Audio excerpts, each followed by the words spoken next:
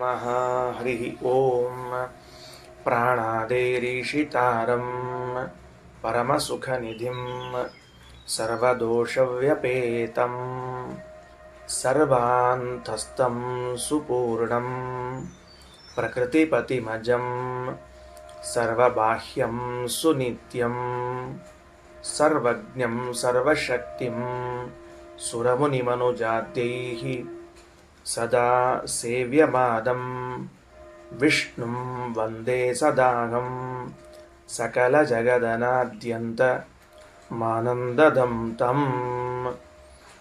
ಶ್ರೀ ಗುರುಭ್ಯೋ ನಮಃ. ಏನಾಗಿತ್ತು? ಯೇಷಾಂಚ ತದ್ಯೋಗ್ಯತಾ ತೇಷಾಮಪಿ ಜ್ಞಾನಾರ್ಥತ್ವೇನೈವ ಸನ್ಯಾಸಃ ಅಂತ ಪಾಠ ನಿಂತಿತ್ತು. ಅಲ್ಲಿ ಬೇರೆಯವರು ಈ ಉಪನಿಷತ್ತಿಗೆ ವ್ಯಾಖ್ಯಾನ ಮಾಡುವಾಗ ಸನ್ಯಾಸವನ್ನು ಸ್ವೀಕಾರ ಮಾಡಿ ಬ್ರಾಹ್ಮಣರಾದವರು ಏಷಣತ್ರಯಗಳನ್ನು, ಆಶಾತ್ರಯಗಳನ್ನು, ಇಚ್ಛಾತ್ರಯಗಳನ್ನು ಬಿಟ್ಟು ಪುತ್ರೈಷಣ, ವಿತ್ರೈಷಣ, ಲೋಕೇಶಣ ಎಂಬ 3 ಇಚ್ಛೆಗಳನ್ನು ತ್ಯಾಗ ಮಾಡಿ ಸನ್ಯಾಸವನ್ನು ಸ್ವೀಕಾರ ಮಾಡಿ, ಸನ್ಯಾಸ ಸ್ತರದಲ್ಲಿ ದೇಹ ಉಳಿಬೇಕಲ್ಲ. ಇವತ್ತು ಸನ್ಯಾಸ ತೆಗೆದುಕೊಂಡು ಕೂಡಲೇ ನಾಳೇನು ಅಪರೋಕ್ಷ ಜ್ಞಾನ ಆಗುವುದಿಲ್ಲ, ನಾಡ್ದೇನು ಮರಣ ಬರುವುದಿಲ್ಲ. ಅಂದಮೇಲೆ ಆ ದೇಹ ಉಳಿಯುವಷ್ಟು ಕಾಲ ಭಿಕ್ಷಾಟನೆಯನ್ನು ಮಾಡಿಕೊಂಡು ಬದುಕ್ತಾರೆ ಅಂತ ಹೀಗೆ ಕೆಲವರು ವ್ಯಾಖ್ಯಾನ ಮಾಡಿಬಿಟ್ರು. ಅದಕ್ಕೆ ಆಚಾರ್ಯರಂತಾರೆ, ಇದು ಆ ಅರ್ಥದಲ್ಲಿ ಹೊರಟದ್ದಲ್ಲ. ಇದು ಯಾಕಂದ್ರೆ ಸನ್ಯಾಸವಾದ ಮೇಲೆ ಬದುಕಬೇಕು, ಇವೆಲ್ಲ ಭಿಕ್ಷಾಟನೆ ಮಾಡಬೇಕು, ಇದೆಲ್ಲ ಎದಕ್ಕೆ ಬಂದದ್ದು?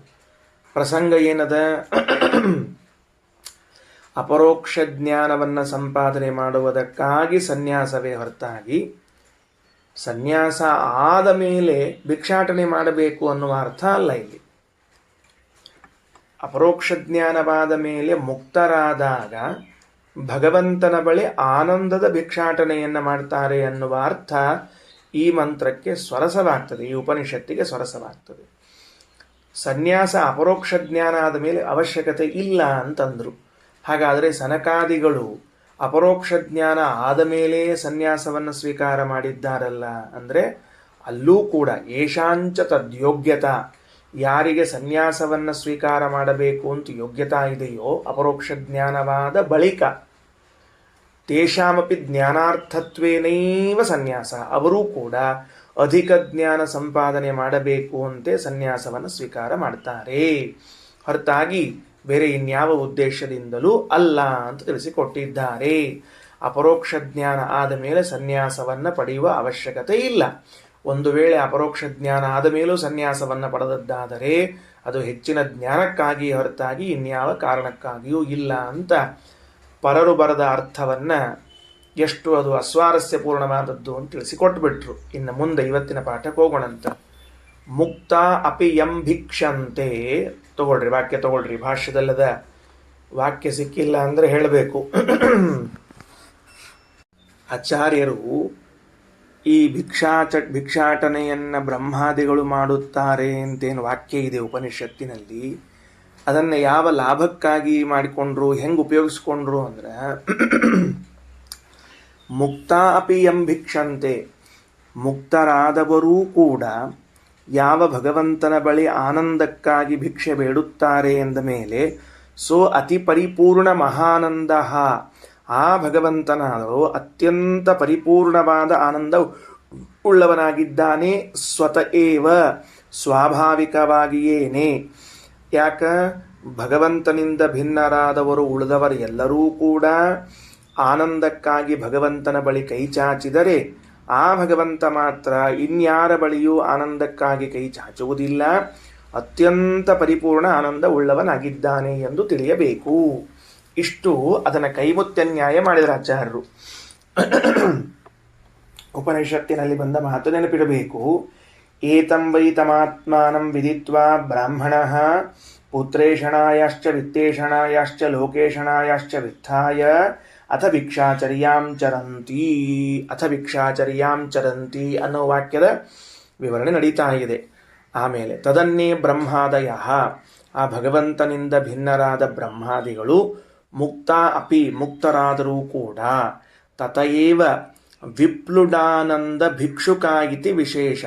ಆ ಭಗವಂತನಿಂದಲೇನೆ ವಿಪ್ಲುಟ್ ಹನಿಯಷ್ಟು ಅತ್ಯಲ್ಪವಾದ ಆನಂದದ ಭಿಕ್ಷೆಯನ್ನ, ಆನಂದದ ಅಪೇಕ್ಷೆಯನ್ನ, ಆನಂದವನ್ನ ಬಯಸುತ್ತಾರೆ ಎನ್ನುವುದೇ ಭಗವಂತನಿಗೂ ಮುಕ್ತರಿಗೂ ಇರುವಂತಹ ಭೇದ.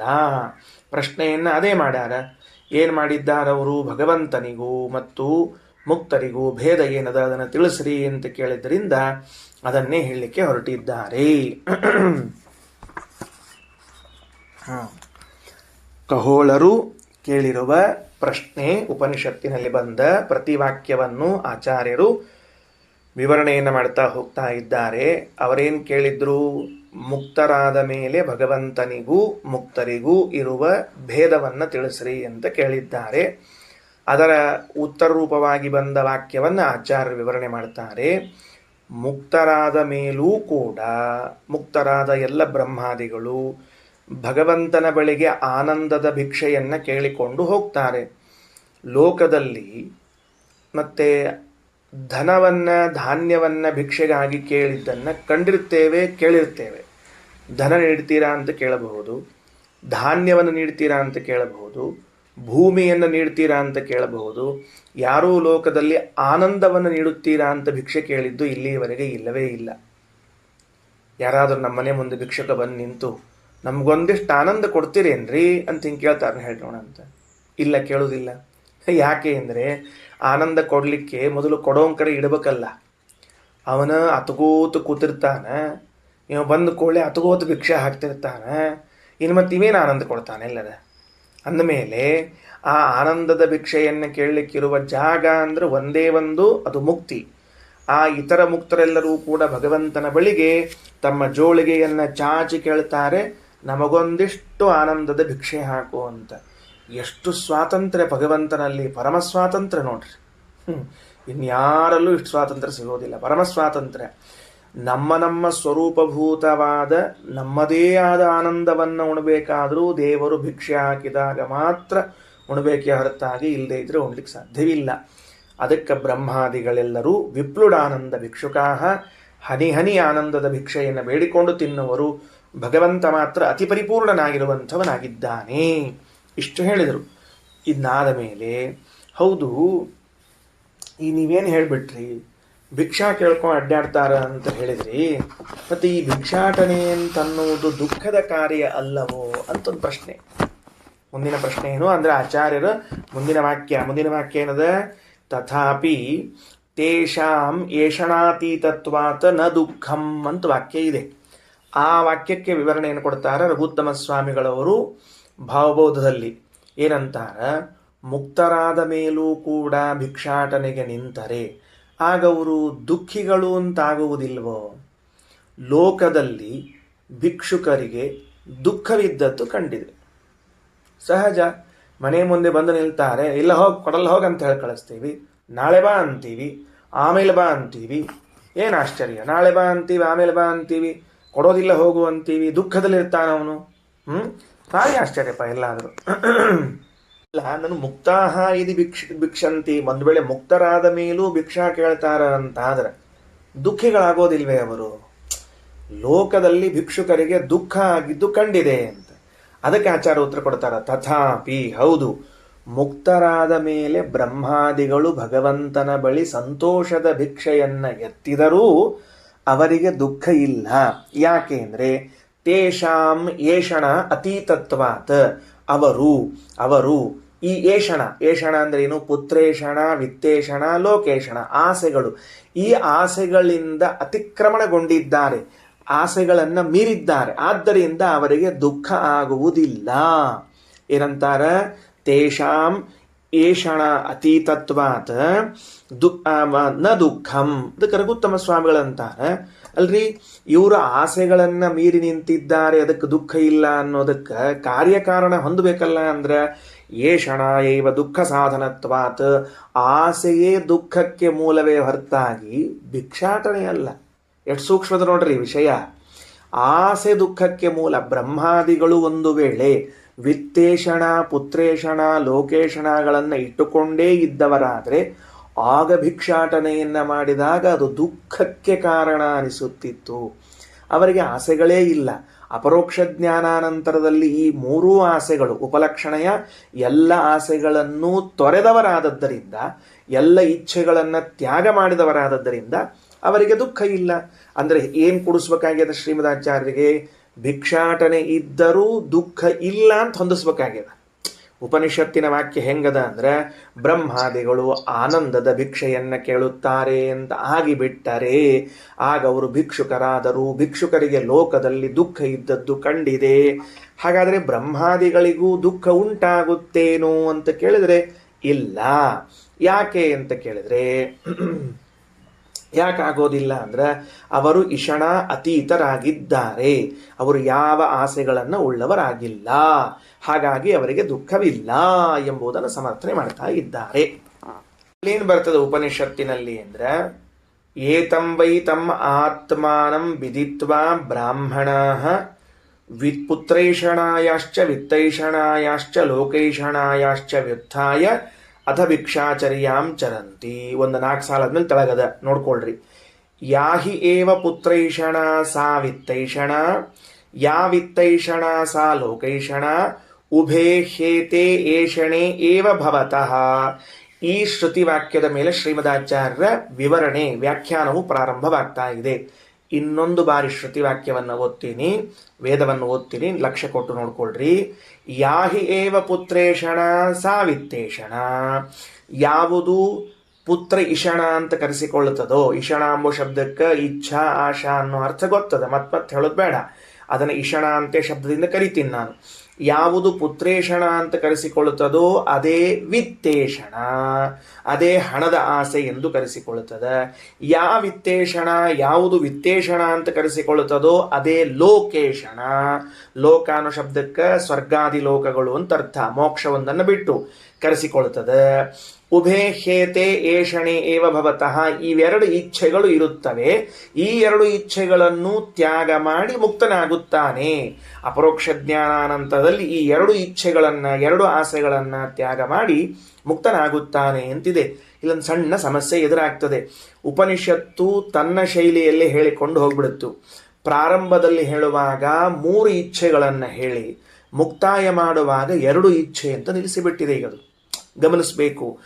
ಮಕ್ಕಳ ಆಸೆ, ಹಣದ ಆಸೆ, ಲೋಕದ ಆಸೆ ಅಂತ ಹೇಳಿಬಿಟ್ಟು ಮುಕ್ತಾಯ ಮಾಡುವಾಗ ಯಾವುದು ಮಕ್ಕಳ ಆಸೆಯೋ ಅದೇ ಹಣದ ಆಸೆ, ಯಾವುದು ಹಣದ ಆಸೆಯೋ ಅದೇ ಲೋಕದ ಆಸೆ ಅಂತ ಒಂದಕ್ಕೊಂದು ಸಂಬಂಧಿಕರನ್ನಾಗಿ ಹೇಳಿಬಿಟ್ಟು ಅನಂತರದಲ್ಲಿ ಈ 2 ಇಚ್ಛೆಗಳಿವೆಯಲ್ಲ, ಈ 2 ಆಸೆಗಳಿವೆಯಲ್ಲ, ಅವುಗಳನ್ನು ತ್ಯಾಗ ಮಾಡಿ ಮುಕ್ತನಾಗುತ್ತಾನೆ ಅಂದ್ಬಿಟ್ರೆ ಏನು ಹಂಗಂದ್ರ 3 ಹೇಳಿ 2 ತ್ಯಾಗ ಮಾಡು ಅಂತ ಹೆಂಗೆ ಅನ್ಲಿಕ್ಕೆ ಬರ್ತದೆ? ಇದನ್ನ ಹೊಂದಲಿಲ್ಲ. ಪ್ರಶ್ನೆ ಅರ್ಥ ಆಗ್ಯದೋ ಇಲ್ಲೋ? ಅರ್ಥ ಆಗ್ಯದ ಅಂತ ತಿಳ್ಕೊಂಡಿರ್ತೀನಿ. ಅರ್ಥ ಆಗದೆ ಇದ್ರು ಆಗ್ಯದಂತ ನೀವು ಅನ್ಕೊಂಡ್ಬಿಡ್ರಿ, ಯಾಕಂದ್ರೆ ಮತ್ತೆ ಸಮಸ್ಯೆ ಮಾಡ್ಕೋಬೇಡ್ರಿ.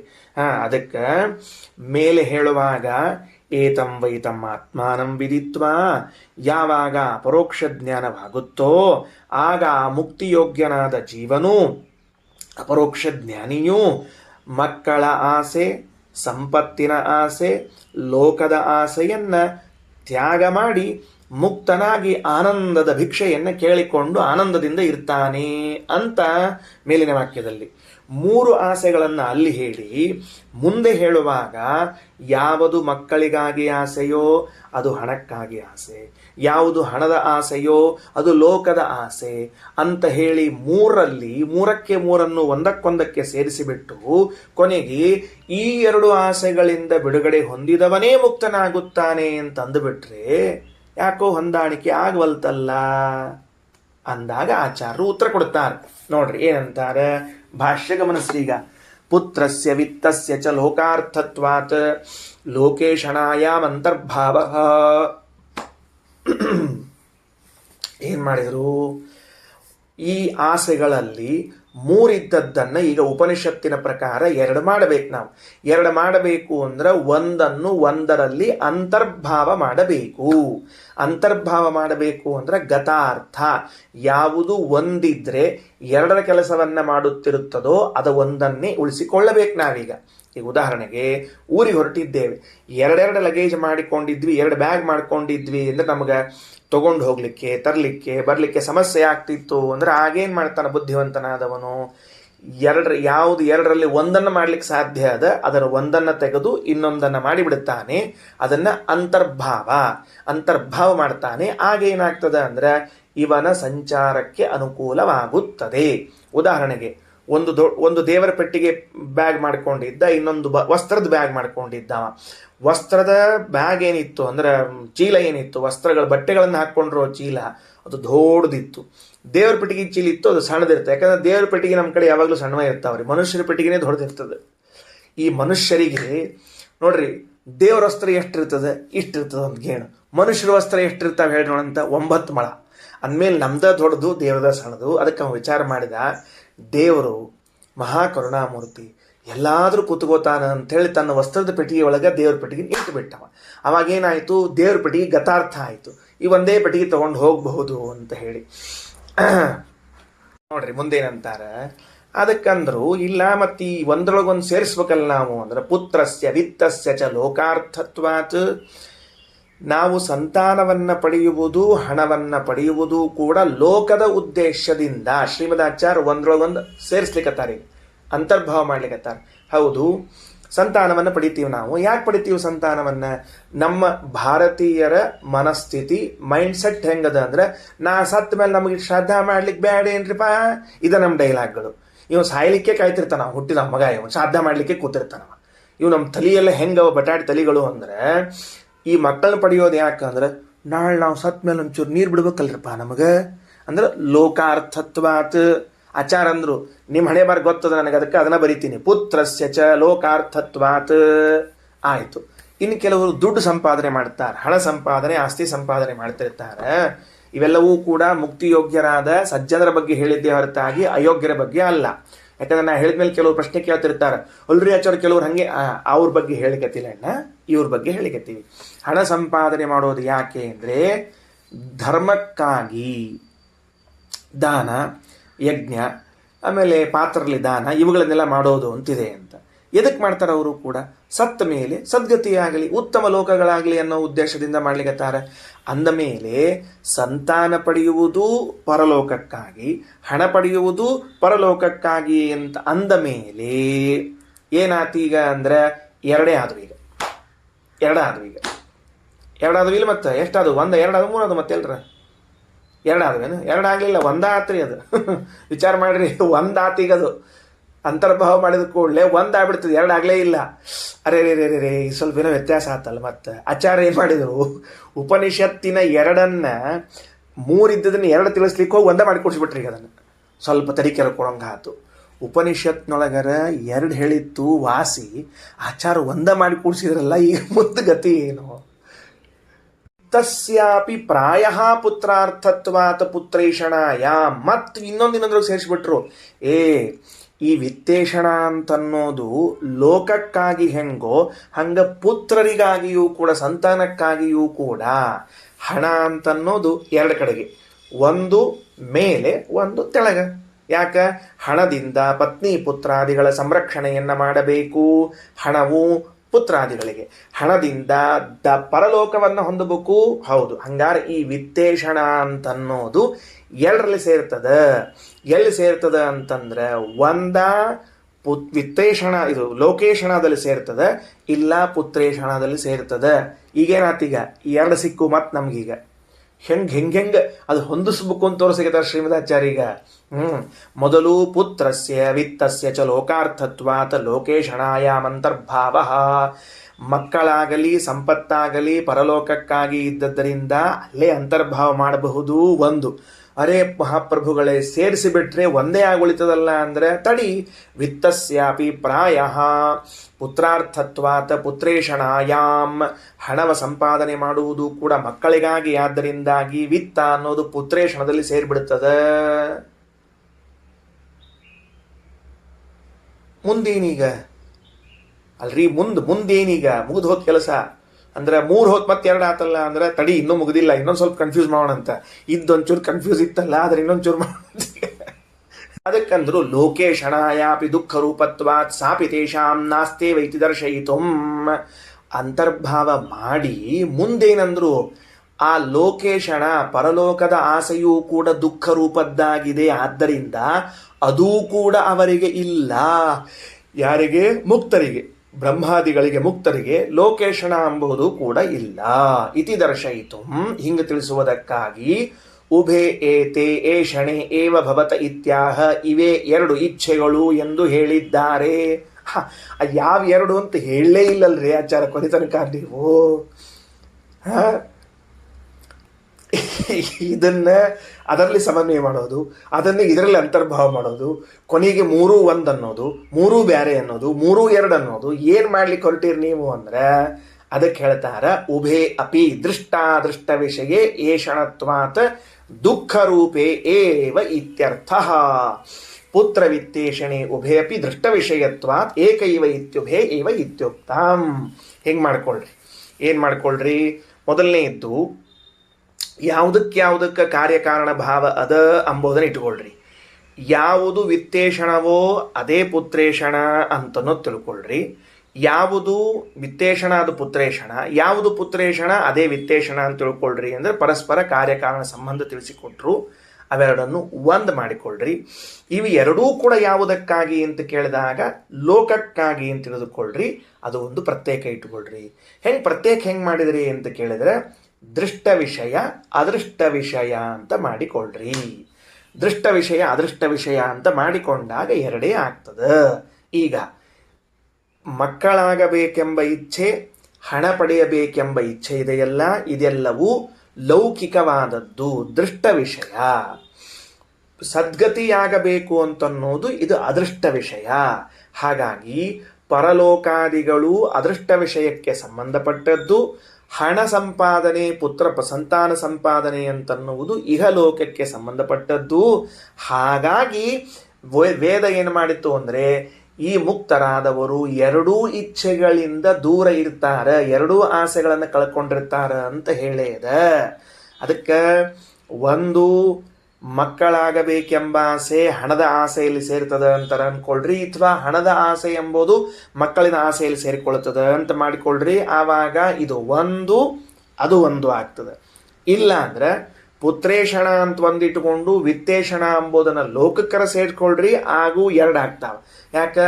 ಹಣದ ಆಸೆ ಇದ್ದದ್ದೇ ಪರಲೋಕ ಸಂಪಾದನೆಗಾಗಿ ಅಂತ ಯಾರು ಭಾರೀ ವಿರಕ್ತರಾಗಿರ್ತಾರ ಅವರು ಧನ ಸಂಪಾದನೆ ಮಾಡೋದು ಧರ್ಮಕ್ಕಾಗಿ, ಹಿಂಗಾಗಿ ಅಲ್ಲಿ ಹೋಯ್ತು.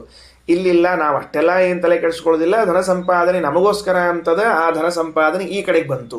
ಅಂತೂ ಈ ಕಡೆಗೆ ಧನ ಸಂಪಾದನೆ ಬಂದ್ರೆ ಒಂದು, ಆ ಕಡೆಗೆ ಧನ ಸಂಪಾದನೆ ಹೋದ್ರು ಒಂದು. ಬೇಡವಾ? ಎರಡೇ ಆದವು. ಬೇಡ, ಒಂದು ಕೆಲಸ ಮಾಡ್ರಿ, 3 ಹಂಗೆ ಇಟ್ಬಿಡ್ರಿ. ದೃಷ್ಟ ವಿಷಯ ಅದೃಷ್ಟ ವಿಷಯ ಅಂತ ಸೇರಿಸ್ಕೊಂಡ್ಬಿಡ್ರಿ, ಆಗ ಎರಡೇ ಆಗ್ತದೆ. ಹಿಂಗಾಗಿ ಬ್ರಹ್ಮಾದಿಗಳು ಎರಡೂ ವಿಷಯಗಳನ್ನು ತ್ಯಾಗ ಮಾಡಿದ್ದಾರೆ.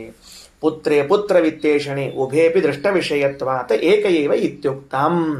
ಏನೇ ಇರಲಿ, ಈ ಎಲ್ಲ ಇಚ್ಛೆಗಳು ಕೂಡ ದುಃಖ ರೂಪದ್ದೇ ಆಗಿವೆ, ಆದ್ದರಿಂದ ಅವುಗಳನ್ನು ತ್ಯಾಗ ಮಾಡ್ತಾರೆ ಅಂತ ಹೇಳಿಬಿಟ್ರು. ಸರಿ, ಮುಂದೆ ಇದಿಷ್ಟು ಇಷಣ ಶಬ್ದದ ವ್ಯಾಖ್ಯಾನ.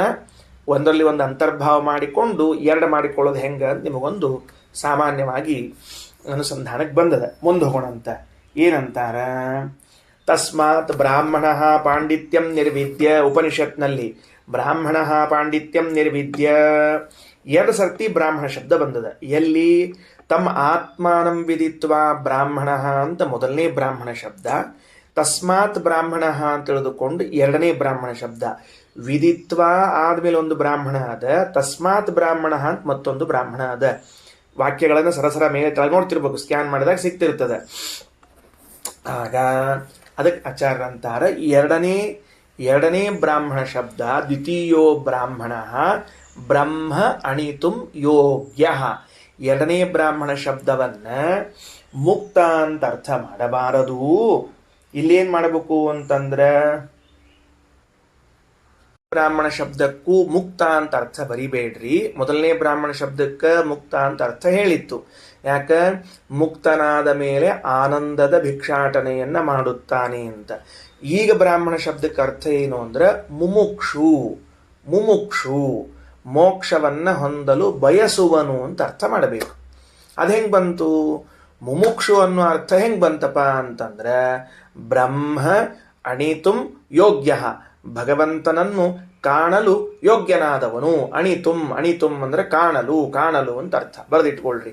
ಭಗವಂತನನ್ನು ಕಾಣಲು ಯೋಗ್ಯನಾದವನು ಅಂದ್ರೆ ಅಪರೋಕ್ಷ ಜ್ಞಾನ ಸಂಪಾದನೆ ಮಾಡಿಕೊಳ್ಳಲು, ಅದೇ ಮುಮುಕ್ಷು, ಮೋಕ್ಷಾಪೇಕ್ಷೆ ಉಳ್ಳವನು ಅಂತ ಅರ್ಥ ಮಾಡಿಕೊಳ್ಳ್ರಿ.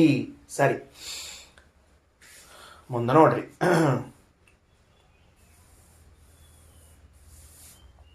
ಭಗವಂತನ ಸಾಕ್ಷಾತ್ಕಾರ ಪಡೆದುಕೊಳ್ಳಿಕ್ಕೆ ಸಮರ್ಥನಾದವನು. ಸರಿ, ಇನ್ನು ಮುಂದೆ ಪಾಂಡಿತ್ಯಂ ಅಂತದ ಅಲ್ಲಿ. ಈಗ ಯಾವ ವಾಕ್ಯವನ್ನ ಆಚಾರ್ಯ ವ್ಯಾಖ್ಯಾನ ಮಾಡ್ಲಿಕ್ಕೆ ಹೊರಟ್ರಪ್ಪ ಅಂತಂದ್ರೆ ನೋಡ್ರಿ, ತಸ್ಮಾತ್ ಬ್ರಾಹ್ಮಣ ಪಾಂಡಿತ್ಯಂ ನಿರ್ವಿದ್ಯ ಅಥ ಮುನಿ ಅಮೌನಂ ಚ ಮೌನಂಚ ನಿರ್ವಿದ್ಯ ಅಂತದ. ಈ ವಾಕ್ಯಕ್ಕೆ ವ್ಯಾಖ್ಯಾನ ಮಾಡ್ಲಿಕ್ಕೆ ಹೊಂಟಾರ. ಪಾಂಡಿತ್ಯಂ ಅನ್ನೋ ಶಬ್ದಕ್ಕೆ ಆಗಮಜ ಜ್ಞಾನಂ ಏನ್ ಮಾಡಬೇಕು? ಪಾಂಡಿತ್ಯಂ ಅನ್ನೋ ಶಬ್ದಕ್ಕೆ ಆಗಮಜ ಜ್ಞಾನಂ ಅಂತ ಅರ್ಥ. ಆಗಮದಿಂದ ಹುಟ್ಟಿರುವಂತಹ ಜ್ಞಾನವನ್ನೇನ್ ಕರೀತಾರ? ಪಾಂಡಿತ್ಯ, ಪಾಂಡಿತ್ಯ ಅಂತ ಕರೀತಾರ. ಸರಿಯಾ? ತಿಳಿತಾ ಏನಂತ ಹೇಳಿದ್ದು? ಅಲ್ಲಿ ಶಾಸ್ತ್ರದಿಂದ ಬಂದ ಜ್ಞಾನವನ್ನ ಪಾಂಡಿತ್ಯವೆಂದು ಕರೆಯಬೇಕು. ಮೊನ್ನೆ ಹೇಳಿದ್ದೀನಿ, ಮತ್ತೂ ಒಂದು ಬಾರಿ ಹೇಳ್ತಿದ್ದೀನಿ. ಇದು ಹೆಂಗ್ ಬರ್ತದ ಅಂದ್ರೆ ಆಗಮಜ ಜ್ಞಾನ ಬರಬೇಕು, ಶಾಸ್ತ್ರಜ್ಞಾನ ಬರಬೇಕು ಅಂತಂದ್ರೆ ಶ್ರವಣದಿಂದ ಬರಬೇಕು. ಶಾಸ್ತ್ರ ಶ್ರವಣದಿಂದ ಬರಬೇಕು. ಅಲ್ರಿ, ಆಗಮ ಜ್ಞಾನ ಶಾಸ್ತ್ರ ಶ್ರವಣದಿಂದ ಯಾಕೆ ಬರಬೇಕು? ನಾನೇ ಪುಸ್ತಕ ತೆಗೆದು ಓದ್ತೀನಲ್ಲ ಅಂತಂದ್ರೆ ಗುರುಮುಖೇನ ಪಾಠ ಕಲಿತಾಗ ಗುರುಪದೇಶದಿಂದ ಬಂದ ಜ್ಞಾನವೇ ನಿಜವಾದ ಜ್ಞಾನ ಹೊರತಾಗಿ ನಾವು ಪುಸ್ತಕಗಳನ್ನು ಸ್ವಂತ ಓದಿಕೊಂಡು ಅರ್ಥ ಮಾಡಿಕೊಳ್ಳುವುದಲ್ಲ. ಆಗಮಜ ಜ್ಞಾನ ಅನ್ನೋ ಶಬ್ದಕ್ಕೆ ಶಾಸ್ತ್ರಶ್ರವಣದಿಂದ ಬಂದಿರುವಂತಹ ಜ್ಞಾನ ಅಂತ ಇಟ್ಕೊಳ್ರಿ. ಇನ್ನ ಅಲ್ಲಿ ನೋಡ್ರಿ ಮುಂದೆ ಬಾಲ್ಯಂ ಅದ. ಬಾಲ್ಯೇನ ತಿಷ್ಠಾಸೇತ್ ಅಂತ ಶಬ್ದ ಅದ. ಪಾಂಡಿತ್ಯಂ ನಿರ್ವಿದ್ಯ ಅಂತದ. ಬಾಲ್ಯಂಚ ಪಾಂಡಿತ್ಯಂಚ ನಿರ್ವಿದ್ಯ ಮುನಿ ಅಮೌನಂಚ ಅಂದಲ್ಲ. ಬಾಲ್ಯಂ ಅನ್ನೋ ಶಬ್ದಕ್ಕೆ ಅರ್ಥ ಏನು ಅಂದ್ರೆ ಬಾಲ್ಯಂ ಯುಕ್ತಿ ಸಹಿತಂ. ಆಚಾರ್ಯ ಅಂತಾರ ಬಾಲ್ಯ ಶಬ್ದಕ್ಕೆ ಯುಕ್ತಿ ಸಹಿತಂ, ಯುಕ್ತಿಯಿಂದ ಕೂಡಿರಬೇಕು. ಯಾಕ? ಬಲಯುಕ್ತತ್ವಾತ್, ಬಲದಿಂದ ಕೂಡಿದವನಾಗಿರ್ತಾನೆ. ಯುಕ್ತಿ ಎಂಬ ಬಲದಿಂದ ಕೂಡಿದವನಾದ್ದರಿಂದ ಅದನ್ನು ಕರಿಬೇಕು.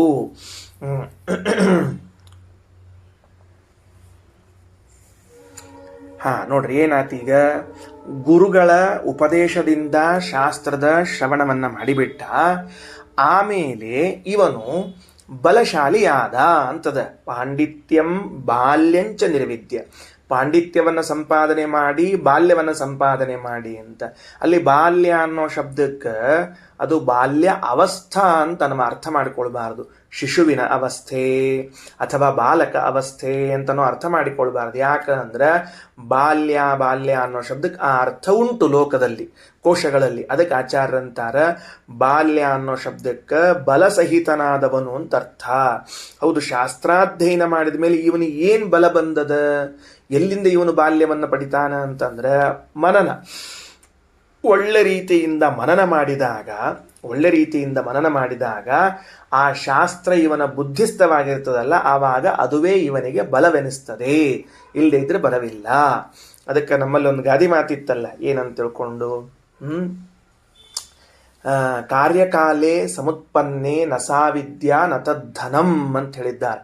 ಪುಸ್ತಕಸ್ಥಾತು ಯಾ ವಿದ್ಯಾ ಪರಹಸ್ತಗತಂ ಧನಂ ಕಾರ್ಯಕಾಲೇ ಸಮುತ್ಪನ್ನೇ ನಸಾ ವಿದ್ಯಾ ನತದ್ಧನಂ. ಬಹಳ ಚಂದ ಆಗಿದೆ. ಓದಿ ಇಲ್ಲೋ ಅಂತ ಕೇಳಿದ್ರಂತ, ಎಲ್ಲಿದ ಪುಸ್ತಕದಾಗ ಅಂತ ಹೇಳ್ತಿದ್ದಂತ ಯಾವಾಗಲೂ. ಓದಿ ಇಲ್ಲೋ ಅಂತ ಕೇಳಿದ್ರಂತ, ಶ್ರೀಮನ್ಯಾಯ ಸುಧಾ ಎಲ್ಲಿದ ಪುಸ್ತಕದಾಗ ಅಂದ್ರೆ ಅವನ ತಲೆಯಾಗ ಏನೂ ಇಲ್ಲ.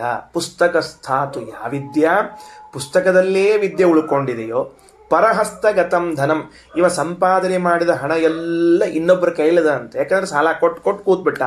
ಕಾರ್ಯಕಾಲೇ ಸಮುತ್ಪನ್ನೆ, ಈಗ ಅದರ ಉಪಯೋಗಿಸುವ ಸಮಯ ಬಂದಿದೆ. ವಿದ್ಯಾ ಉಪಯೋಗ ಮಾಡುವ, ಹಣದ ಉಪಯೋಗ ಮಾಡುವ ಸಮಯ ಬಂದಾಗ ಅದು ಪುಸ್ತಕದಲ್ಲೇ ಇದು ಪರಹಸ್ತದಲ್ಲೇ ಇದ್ರೆ ನ ಸಾ ವಿದ್ಯಾ ನ ತದ್ಧನಂ.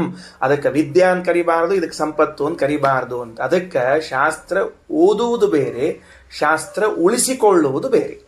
ಉಳಿತದ ಯಾವಾಗ ಅಂದ್ರೆ ಮನನ ಮಾಡಿದಾಗ ಉಳಿತದ.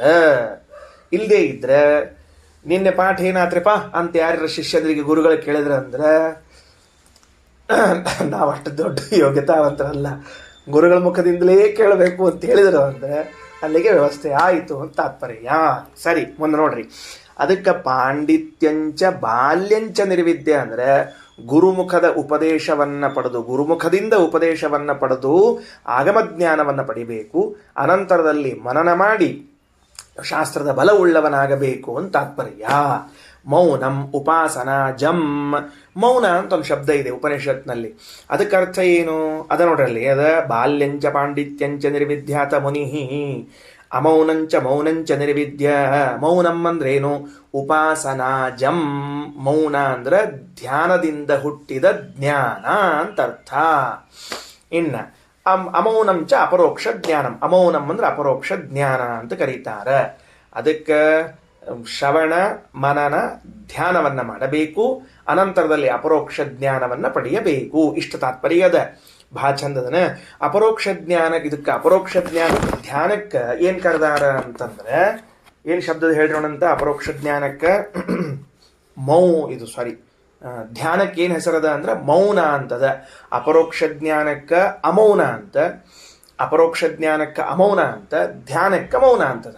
ಹಾಗಾದ್ರೆ ಪಾಂಡಿತ್ಯ ಅನ್ನೋ ಶಬ್ದಕ್ಕೆ ಶ್ರವಣ, ಬಾಲ್ಯ ಅನ್ನೋ ಶಬ್ದಕ್ಕೆ ಮನನ, ಮೌನ ಅನ್ನೋ ಶಬ್ದಕ್ಕೆ ಧ್ಯಾನ ಅಂತ ಅರ್ಥ. ಪ್ರಶ್ನೆ ಅಲ್ರಿ, ಧ್ಯಾನ ಅಂತ ಇಷ್ಟು ಸುಂದರವಾದ ಹೆಸರದ, ನಿಧಿಧ್ಯಾಸನ ಅಂತ ಇನ್ನೊಂದು ಹೆಸರದ. ಉಪನಿಷತ್ತು ಧ್ಯಾನ ಎಂಬ ಶಬ್ದ ಅಥವಾ ನಿಧಿಧ್ಯಾಸನ ಎಂಬ ಶಬ್ದವನ್ನ ಬಳಸದೆ ಮೌನ ಅಂತ ಯಾಕೆ ಆಡಬೇಕಾಯಿತು? ಅದಕ್ಕೊಂದೇನೋ ಇಂಟೆನ್ಷನ್ ಅದ, ಅದನ್ನು ಹೊರಗೆ ತೆಗಿಬೇಕಷ್ಟ. ಈಗ ನಾವೀಗ ಅವರು ಯದ್ಯಪಿ ನನ್ನ ಮಗಳ ಗಂಡನೇ ಅಲ್ಲ ಅಂತಲ್ಲ, ಅಳಿಯಂದ್ರು ಅಂತ ಕರಿಬೇಕೇ ಹೊರತಾಗಿ ನನ್ನ ಮಗಳ ಗಂಡ ಅಂತ ಕರಿಬಾರ್ದಲ್ಲ. ನನ್ನ ಮಗ ಅಂತ ಅನ್ಬೇಕು, ನನ್ನ ಸೊಸಿ ಗಂಡ ಅನ್ಬೇಕು, ಹೇಳಿ ನೋಡಂತ. ಹಂಗಾರ ಯಾವ ಶಬ್ದವನ್ನು ಎಲ್ಲ ಆಡಬೇಕು? ತೂಕಕ್ಕೆ. ಯಾಕೆ ಮೌನ ಅನ್ನೋ ಶಬ್ದ ಕರೀತು ಉಪನಿಷತ್ತು ಅಂದ್ರೆ, ಯಾವಾಗ ವ್ಯಕ್ತಿ ತುಂಬ ಆಳವಾಗಿ ಶ್ರವಣ, ತುಂಬ ಆಳವಾಗಿ ಮನನವನ್ನ ಮಾಡ್ತಾನೋ ಅವನಿಗೆ ಮಾತುಗಳು ಹೊರಡುವುದಿಲ್ಲ, ಅವನು ಮೂಕನಾಗುತ್ತಾನೆ. ಏನು ಮಾತಾಡ್ಬೇಕು ನಾನು? ಏನಂತ ಮಾತಾಡಲಿ ನಾನು? ಯಾಕೆ ಅಂದರೆ ಎಲ್ಲಿ ನೋಡಿದಲ್ಲೂ ಆ ಶಾಸ್ತ್ರದ ವಿಷಯವೇ ತಲೆ ತುಂಬ ಇದ್ದಾಗ ಯಾವ ಲೌಕಿಕ ಮಾತಾಡ್ಲಿಕ್ಕೆ ಅವನಿಗೆ ಅವಕಾಶವೇ ಇರೋದಿಲ್ಲ. ಧ್ಯಾನವೇ ಎಲ್ಲಿ ನೋಡಿದರೂ ಭಗವತ್ ಚಿಂತನವೇ ಇದ್ದದರಿಂದ ಅವನಾಗ ಮೌನ ಮುನಿ ಆಗಿಬಿಡ್ತಾನೆ, ಮೌನಕ್ಕೆ ಸೇರ್ಕೊಂಡ್ಬಿಡ್ತಾನೆ, ಮೌನಕ್ಕೆ ಶರಣಾಗಿಬಿಡ್ತಾನವನು. ಮುಗಿದು ಹೋದ ಕೆಲಸ, ಏನು ಮಾಡ್ಲಿಕ್ಕೆ ಬರೋದಿಲ್ಲ. ಅಂದ್ರೆ ಉಪನಿಷತ್ ಎಷ್ಟು ಬುದ್ಧಿವಂತಿಕೆಯಿಂದ ವ್ಯವಸ್ಥೆ ಮಾಡ್ಲಿಕ್ಕತ್ತದ ಅಂದ್ರೆ, ಮೌನ ಉಳ್ಳವನು ಮುನಿ. ಅವನು ಯಾಕೆ ಮೌನ ಆಗಿಬಿಟ್ಟ ಅಂದ್ರೆ, ಮಾತಾಡ್ಲಿಕ್ಕೆ ಏನು ಸಬ್ಜೆಕ್ಟ್ ಇಲ್ಲೇ ಇಲ್ಲ ಅವನ ಹತ್ರ, ವ್ಯರ್ಥ ಹರಟೆ ಇಲ್ಲವೇ ಇಲ್ಲ, ಎಲ್ಲವೂ ಶಾಸ್ತ್ರ. ಏನು ಮಾತಾಡ್ಬೇಕವ? ಅದರಿಂದ ಮೌನ ಅನ್ನೋ ಹೆಸರಿನಿಂದ ಧ್ಯಾನವನ್ನು ಕರೀತಾ ಇದ್ದಾನೆ. ನೋಡ್ರಿ ಎಷ್ಟು ಸೊಗಸದ ಆ ಭಾವದಲ್ಲಿ. ಆ ಹಂತ ಮುಟ್ಟಬೇಕು. ಯಾವ ಹಂತ ಮುಟ್ಟಬೇಕು? ಶಾಸ್ತ್ರ ಓದಿ ಓದಿ ಮನನ ಮಾಡಿ ಮಾಡಿ ಮಾಡಿ ಮಾತುಗಳು ಬಾರದೇ ಇರುವ ಹಂತಕ್ಕೆ ಹೋಗ್ಬಿಡ್ಬೇಕು. ಮುಂದೆ ಅಮೌನಂಚ ಅಪರೋಕ್ಷ ಜ್ಞಾನಂ. ಅಮೌನವನ್ನ ಅಪರೋಕ್ಷ ಜ್ಞಾನ ಅಂತ ಕರೀತಾರೆ ಅಲ್ರಿ. ಮೌನ ಅಂದ್ರೆ ಧ್ಯಾನ ಅಂದ್ರಿ, ಅಮೌನ ಅಂದ್ರೆ ಅಪರೋಕ್ಷ ಜ್ಞಾನ. ಮತ್ತೆ ಅಪರೋಕ್ಷ ಜ್ಞಾನದಲ್ಲಿ ಮಾತಾಡ್ಲಿಕ್ಕೆ ಶುರು ಮಾಡ್ತಾನೆ ನಮ್ಮ ಅಂತ ತಿಳ್ಕೊಂಡಂದ್ರೆ ಪ್ರಶ್ನೆ ಬಂತಲ್ಲ ಮತ್ತೀಗ. ಹೌದು ಹೌದು, ಇಲ್ಲಿವರೆಗೆ ಆ ವಸ್ತುವನ್ನು ಹೆಂಗೆ ಕಾಣ್ಲಿ ಅಂತ ಮೂಕ ವೇದನೆಯನ್ನು ಅನುಭವಿಸಿದವನು ಕಂಡಾದ ಮೇಲೆ ತನಗಾದ ಆನಂದವನ್ನು ಲೋಕಕ್ಕೆ ಹೇಳಿಕೊಳ್ಳದೆ ಕೂಡ್ಲಿಕ್ಕೆ ಸಾಧ್ಯ ಇದೆಯೇ? ಅವನು ಭಗವಂತನಂಥ ನಿಧಿಯನ್ನು ಕಂಡ ಮೇಲೆ ಲೋಕಕ್ಕೆ ಹೇಳಿಕೊಳ್ಳದೆ ಉಳಿಯಕ್ಕೆ ಸಾಧ್ಯ ಇದೆಯಾ? ನಾವು ಯಾರಾದರೂ ಒಂದೇನೋ ಪಡೆದಿರ್ತೀವಲ್ಲ, ಅದನ್ನು ಹಂಗೆ ಕೂಡ್ತೀವಿ, ಲೋಕಕ್ಕೆ ಹೇಳ್ಕೊಂಬರ್ತೀವಿ, ಎಲ್ರಿಗೂ ಹೇಳ್ಬೇಕು ನಾವು. ಅವಾಗ ಆ ಭಗವಂತನನ್ನು ಕಂಡಾದಾಗ ಆದ ಆನಂದ ಇದೆಯಲ್ಲ, ಅದನ್ನು ಎಲ್ಲರಿಗೂ ಹೇಳಿಕೊಂಡು ಬರ್ತಾನೆ. ಯಾಕೆ? ನೀ ದೇವ್ರನ್ನ ಕಂಡಿ ನಮಗೆ ಯಾಕೆ ಹೇಳ್ಬೇಕು? ನಮಗೇನು ಹೇಳೋದು ಬೇಡ, ನೀನು ಪಡಿ, ನೀ ಕೂಡು ಅಂದ್ರೆ ಶಾಸ್ತ್ರದ ಪ್ರಾಮಾಣ್ಯ ತಿಳಿಸ್ಬೇಕಾಗಿದೆ ಅವನಿಗೆ. ಶಾಸ್ತ್ರದಲ್ಲಿ ಭಗವಂತನ ದರ್ಶನ ಇದರಿಂದ ಆಗ್ತದೆ ಅಂತ ಹೇಳಿದಾಗ, ಅವ ದರ್ಶನ ಪಡೆದಾಗ ಶಾಸ್ತ್ರ ಪ್ರಮಾಣವಾಗಿದೆಯೋ, ನಾನು ಸಾಕ್ಷಿ ಇದ್ದೀನಿ ಅಂತ ತಿಳಿದುಕೊಂಡು ಎಲ್ಲ ಕಡೆಗೆ ಶಾಸ್ತ್ರದ ಪ್ರಾಮಾಣ್ಯವನ್ನು ಘೋಷಿಸಬೇಕಾಗಿದೆ ಅವನಿಗೆ. ಅದಕ್ಕಾಗಿ ಅವನು ಬಾಯಿ ತೆರಿತಾನಾಗ. ಮುನಿಹಿ ಅಮೌನಂಚ. ಏನು ಆ ಲೆವೆಲ್ ನೋಡ್ಕೊಳ್ರಿ, ಎಂತಿಂಥ ಶಬ್ದಗಳಕ್ಕೆ ಹಾಕಿದ್ದಾನೆಲ್ಲಾದರೂ. ಅಮೌನಂಚ ಅಪರೋಕ್ಷ ಜ್ಞಾನಕ್ಕೆ ಅಮೌನ ಅಂತ ಯಾಕೆ ಕರೀತಾರೆ ಅಂತ ಅನ್ನೋದಕ್ಕೆ ವಿವರಣೆ ಕೊಟ್ಟಾಯಿತು. ಆಮೇಲೆ ಅಲ್ಲಿ ನಿರ್ವಿದ್ಯ ಅಂತ ಒಂದು ಶಬ್ದ ಇದೆ. ಆ ನಿರ್ವಿದ್ಯ ಅನ್ನೋ ಶಬ್ದದ ಅರ್ಥ ಏನು ಮಾಡಬೇಕು ಅಂದರೆ, ಲೋಕದಲ್ಲಿ ನಿರ್ವಿದ್ಯ ಅನ್ನೋ ಶಬ್ದಕ್ಕೆ ವಿರಕ್ತಿ ಅಂತ ಅರ್ಥ ಇದೆ, ವೈರಾಗ್ಯ ಅಂತ ಅರ್ಥ ಇದೆ. ಆ ಅರ್ಥ ಇಲ್ಲಿ ಸಮಯೋಚಿತ ಅಲ್ಲ, ಪ್ರಸಂಗೋಚಿತ ಅಲ್ಲ ಅದು. ಅದಕ್ಕೆ ನಿರ್ವಿದ್ಯ ಅನ್ನೋ ಶಬ್ದಕ್ಕೆ ಪಡೆದು ಅಂತ ಅರ್ಥ ಮಾಡಬೇಕು. ಲಾಭ ಹೊಂದಿ ಅಂತ ಅರ್ಥ. ಅದಕ್ಕೆ ಏನು ಮಾಡಬೇಕು? ನಿರ್ವಿದ್ಯ ನಿತರಾಂ ಪ್ರಾಪ್ಯ ಲಬ್ಧ್ವಾ ಅಂತ ಅರ್ಥ ಮಾಡಬೇಕು. ಏನ್ರಿ ಇದು ನೀವು ಪೂರ್ಣ ಹಿಂಗೆ ಅರ್ಥ ತಿರುಗಿಸ್ಬಿಟ್ರಿ? ಆಚಾರ್ಯರಂತಾರೆ ಸರಿ, ಅದ ಪ್ರಸಂಗೋಚಿತವಾಗಿದೆಯೋ ಇಲ್ಲವೋ ಅಂತ ನೀವು ಗಮನಿಸ್ಬೇಕು. ಏನು ಗಮನಿಸ್ಬೇಕು? ಸುಮ್ಮನೆ ಏನೋ ಗಮನಿಸ್ಬೇಡ್ರಿ. ಒಂದು ವಾಕ್ಯವನ್ನು ಓದುವಾಗ ಪಾಂಡಿತ್ಯಂಚ ಬಾಲ್ಯಂಚ ನಿರ್ವಿದ್ಯ ಮುನಿಹಿ ಮೌನಂಚ ಅಮೌನಂಚ, ಇಲ್ಲಿ ಎಲ್ಲ ಕಡೆಗೂ ಕೂಡ ನಿರ್ವಿದ್ಯ ಅನ್ನೋ ಶಬ್ದ ಬಂದರೆ ಅವನು ಅಪರೋಕ್ಷ ಜ್ಞಾನವನ್ನು ಹೊಂದಿ ಅಂತ ಅರ್ಥ ಮಾಡಬೇಕು. ಶಾಸ್ತ್ರದ ಜ್ಞಾನವನ್ನು ಹೊಂದಿ, ಮನನವನ್ನು ಹೊಂದಿ, ಧ್ಯಾನವನ್ನು ಹೊಂದಿ ಅಂತ ಅರ್ಥ ಮಾಡಬೇಕು, ಅಥವಾ ತ್ಯಾಗ ಮಾಡಿ ಅಂತ ಅರ್ಥ ಮಾಡಬೇಕು. ನೋಡ್ರಿ ವಾಕ್ಯ ಹೆಂಗದ ಅಂದ್ರೆ, ಬಾಲ್ಯಂಚ ಪಾಂಡಿತ್ಯಂಚ ನಿರ್ವಿದ್ಯ, ಬಾಲ್ಯವನ್ನು ಪಾಂಡಿತ್ಯವನ್ನು ತ್ಯಾಗ ಮಾಡಿ ಅಂತ ಅರ್ಥ ಮಾಡ್ಲಿಕ್ಕೆ ಬರ್ತದ? ಅಲ್ಲ, ಹೊಂದಿ ಅಂತ ಅರ್ಥ ಮಾಡಬೇಕು. ಮುನಿ ಮೌನಂಚ ಅಮೌನಂಚ, ಮುನಿಯಾದವನು ಮೌನ ಮತ್ತು ಅಮೌನವನ್ನು ನಿರ್ವಿದ್ಯ ಹೊಂದಿ ಅಂತ ಅರ್ಥ ಮಾಡಬೇಕೆ ಹೊರತಾಗಿ ಶಾಸ್ತ್ರಜ್ಞಾನವನ್ನು ಹಾಗೂ ಮನನವನ್ನು ಹೊಂದಿ, ಧ್ಯಾನವನ್ನು ಅಪರೋಕ್ಷ ಜ್ಞಾನವನ್ನು ಹೊಂದಿ ಅಂತ ಅರ್ಥ ಮಾಡಬೇಕೆ ಹೊರತಾಗಿ ತ್ಯಾಗ ಮಾಡಿ ಅಂತ ಅರ್ಥ ಮಾಡಬಾರ್ದಲ್ಲ. ಅವನು 1 ತಿಂಗಳು ಉದ್ಯೋಗವನ್ನು ಮಾಡಿ ಸಂಬಳವನ್ನು ಪಡೆದನೂ ಅನ್ನಬೇಕು, ಸಂಬಳವನ್ನು ತ್ಯಾಗ ಮಾಡಿದನು ಅನ್ನಬೇಕು. ನಾ ಹಿಂಗಂದೆ ಅಂತ ಇಟ್ಕೊಳ್ರಿ. ಮಾಸಾನಂತರಂ ಧನಂ ನಿರ್ವಿದ್ಯ, 1 ತಿಂಗಳಾದ ಮೇಲೆ ಉದ್ಯೋಗಕ್ಕೆ ಸಂಬಂಧಪಟ್ಟಂತೆ 1 ತಿಂಗಳಾದ ಮೇಲೆ ಹಣವನ್ನು ನಿರ್ವಿದ್ಯ ಅಂದರೆ, ಓಹೋ ಅವ್ನು ಹೇಳ್ಬಿಟ್ಟ, ನಂಗೇನು ದುಡ್ಡು ಬೇಡ ನೀವೇ ಇಟ್ಕೊಳ್ರಿ ಅಂತ ಯಾರಾದರೂ ಅಂತಾರ? ಹುಚ್ಚರು ಅಂತಾರೆ ಯಾರಾದರೂ? ಆ ಹಣವನ್ನು ಪಡೆದು ಅಂತ ಅರ್ಥ. ಅದಕ್ಕೆ ಆಚಾರ ಅಂತಾರ ನಿರ್ವಿದ್ಯ ನಿತರಾಂ ಪ್ರಾಪ್ಯ ಲಬ್ಧ್ವಾ. ಹಂಗೆ ಅರ್ಥ ಮಾಡಿದ್ರಿ ಅಂದ್ರೆ ವಿದಲಾಭೆ ಇತಿ ಧಾತೋಹೋ, ವಿದಲ್ರ ಲಾಭೆ ಅಂತ ಧಾತು ಇದ್ದದ್ರಿಂದ ನಿರ್ವಿದ್ಯ ಅನ್ನುವಲ್ಲಿ ಉಪಸರ್ಗಪೂರ್ವಕ ವಿದ ಧಾತುವಿಗೆ ಲಾಭ ಹೊಂದು ಅನ್ನುವ ಅರ್ಥವನ್ನು ಮಾಡ್ಲಿಕ್ಕೆ ಬರ್ತದೆ. ಸಾಮಾನ್ಯ ಲಾಭ ಇದ್ರೆ ಸುಮ್ಮನೆ ತಿಳಿಸ್ಲಿಕ್ಕತ್ತೀನಿ, ವಿದಿತ್ವ ಅಂತಾಗಲಿ, ವಿಶೇಷ ಲಾಭ ಇದ್ರೆ ನಿರ್ವಿದ್ಯ ಅಂತಾಗಲಿ ಅಂತ ಮಾಡ್ಲಿಕ್ಕೆ ಬರ್ತದೆ. ಮುಂದೆ ಅಥ ಬ್ರಾಹ್ಮಣ ಮುಕ್ತೋ ಭವಿಷ್ಯತಿ, ಆ ಬ್ರಾಹ್ಮಣ ಆಗ್ತಾನಂದ್ರೆ ಮುಕ್ತನಾಗ್ತಾನ ಅಂತ ಅರ್ಥ. ಸ ಮುಕ್ತ ಏನಕೇನಾಪಿ ವರ್ತಯನ್, ಯಾವುದೇ ರೀತಿಯಿಂದ ಇದ್ರೂ ಕೂಡ ಈದೃಶ ಏವ ಭಿಕ್ಷುಕ ಏವ, ಹಿಂಗೆ ಉಳಿತಾನ. ಮುಕ್ತನಾದ ಮೇಲೂ ಕೂಡ ಭಿಕ್ಷುಕನಾಗೇ ಉಳಿತಾನ. ನ ಕದಾಚಿತ್ ಸ್ವತಂತ್ರೋ ಭವತಿ, ಅವನು ಎಂದೂ ಕೂಡ ಸ್ವತಂತ್ರನಾಗುವುದಿಲ್ಲ ಎಂಬ ಅರ್ಥವನ್ನು ತಿಳಿಸಿದ್ದಾರೆ. ಶ್ರೀಕೃಷ್ಣಾರ್ಪಣಮಸ್ತು.